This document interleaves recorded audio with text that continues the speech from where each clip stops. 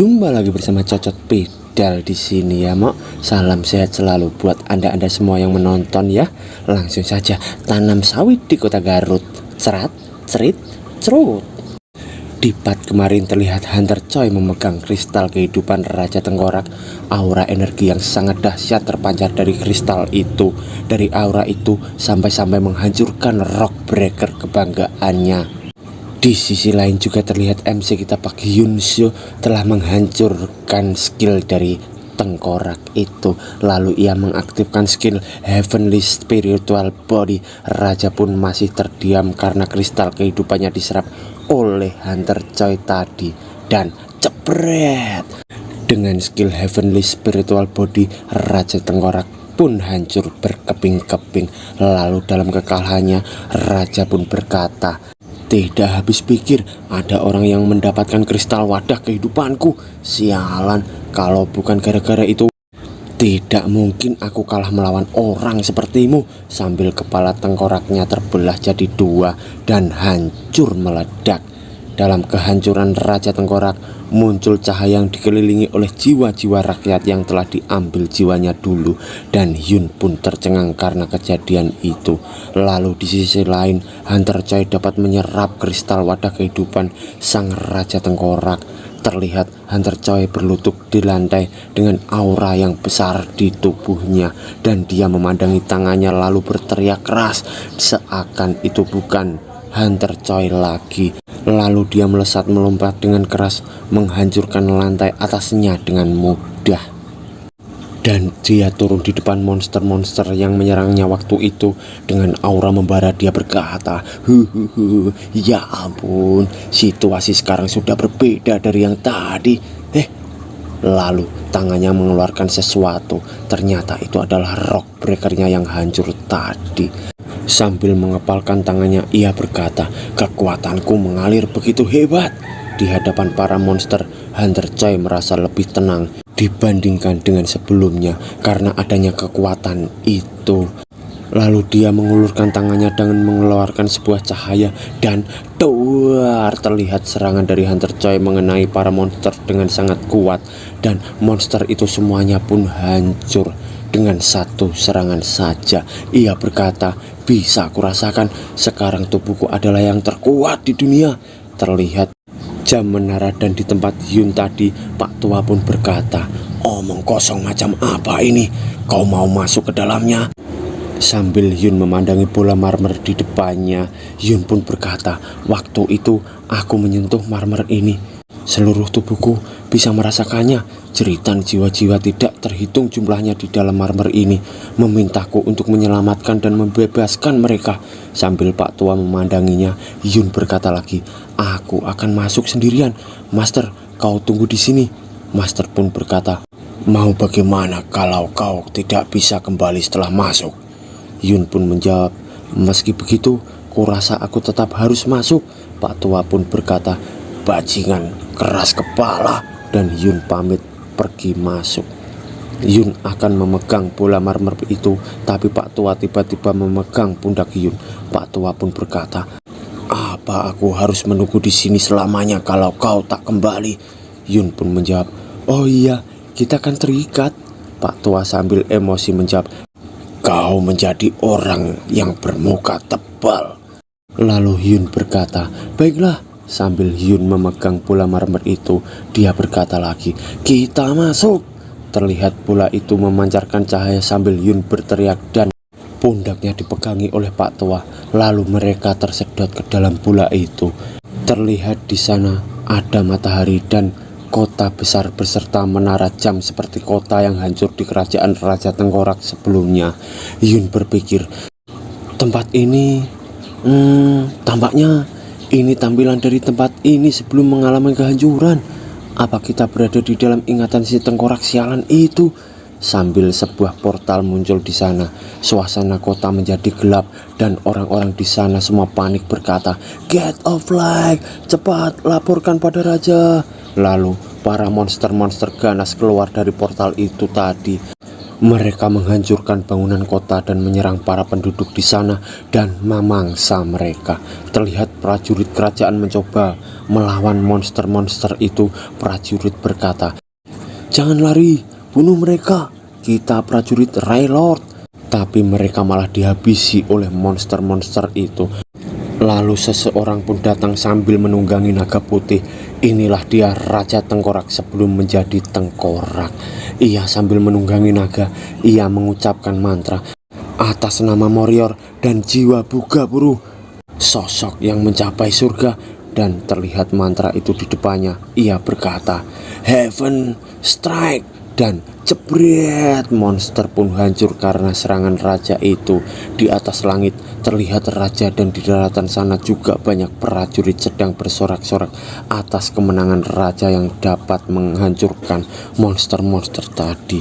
Dan di menara jam di dalamnya terdapat bayangan. Ternyata itu adalah raja tadi. Ia sedang istirahat dan mengambil sebuah gelas. Ia berpikir, kalau situasi terus berlanjut, aku yang akan mati. Aku sudah tidak punya kekuatan untuk menangani masalah ini. Lalu sambil menunduk dia berpikir, apa gunanya dunia ini kalau aku mati? Terlihat aura hijau terpancar di kepala sang raja itu. Ia berpikir lagi, tidak ada orang selain aku yang bisa menghentikan monster yang terus bermunculan dari Gate of Light.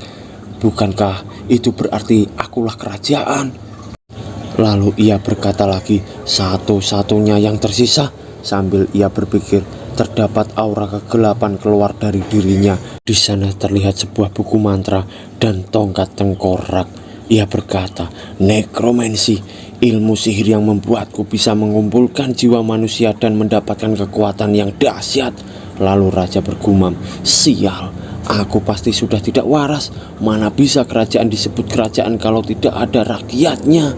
Terlihat tangannya mengepal dengan gemetar. Ia berkata, tidak, asalkan aku masih hidup, aku bisa mendirikan kerajaan baru.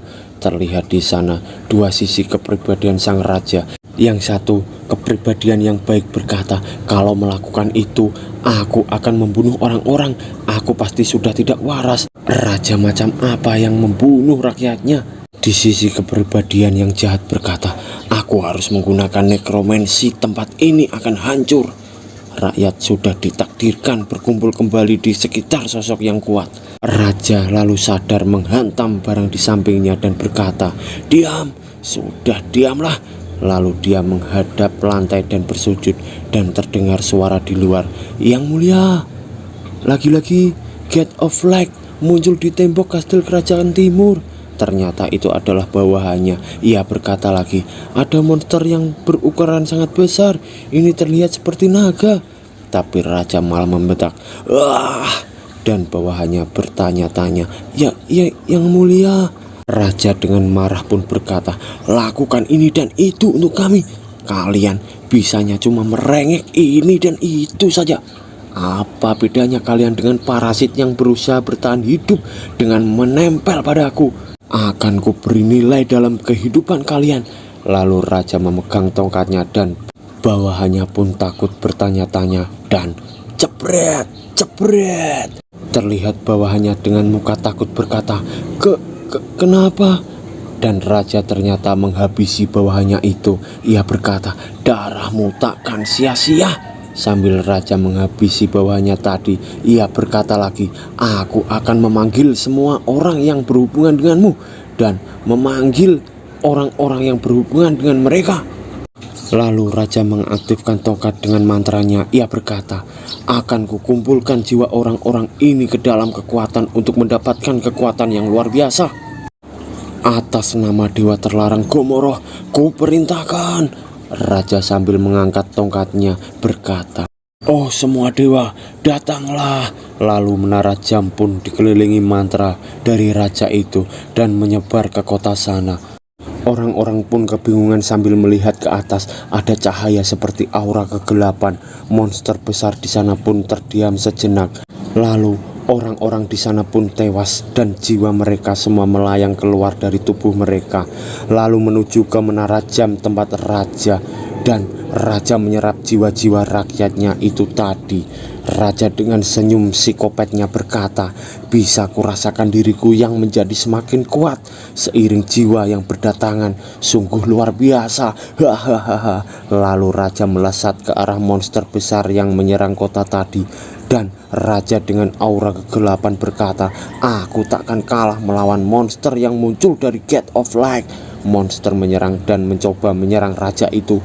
Dan raja berkata, "Kerajaan Railot kekal selamanya." Lalu tangan monster ke arah raja dan seketika raja menghilang, tinggal bola cahayanya saja di sana. Dan bola cahaya mengarah ke atas monster itu dan duar, ledakan di area monster tadi. Terlihat monster yang hancur berkeping-keping di sana. Lalu muncul 3 bola merah dan cahaya muncul lagi memperlihatkan jiwa-jiwa rakyatnya yang berkeliling memutari di sana. Di sela-sela jiwa tadi terdengar suara-suara para rakyat yang tiada ada. Di mana aku? Seharusnya aku menikah besok. Kenapa kami ada di sini? Tolong, aku ingin pulang. Di sana terlihat Hyun menutupi kupingnya sambil ketakutan. Ia berkata, "Master, aku bisa mendengar penderitaan semua jiwa di sini. Apa yang bisa kulakukan untuk mereka?" Pak tua menjawab, "Aku sudah bilang jangan masuk. Dasar tidak berguna. Karena aku ada di sini, kau harus bisa menahannya." Jiwa-jiwa itu berkata lagi, "Kau juga masuk ke sini. Kenapa cuma kau seorang yang mempunyai raga? Kemari bersama kami." Sambil jiwa-jiwa itu bergentayangan. Ternyata Hyun shock dan linglung. Lalu terdengar bisikan lagi, "Kelihatannya kau juga menyadari penderitaan yang kurasakan." Dan di depan Hyun muncul cahaya aneh. Hyun berkata, "Master, apa itu?" Tapi Hyun terkejut berkata, "Master, kemana kau?" Pak tua pun menghilang dari sana. Cahaya itu pun berkata, "Kemari." Lalu Hyun masuk ke cahaya itu. Cahaya itu berkata lagi, "Pak Yungso, hebat kau sampai ke sini." Di depan Hyun terlihat seseorang yang duduk dengan memakai jubah putih. Hyun pun bertanya, Siapa kau?" Dan orang berjubah itu menampakkan wajahnya yang bersinar dan bersambung.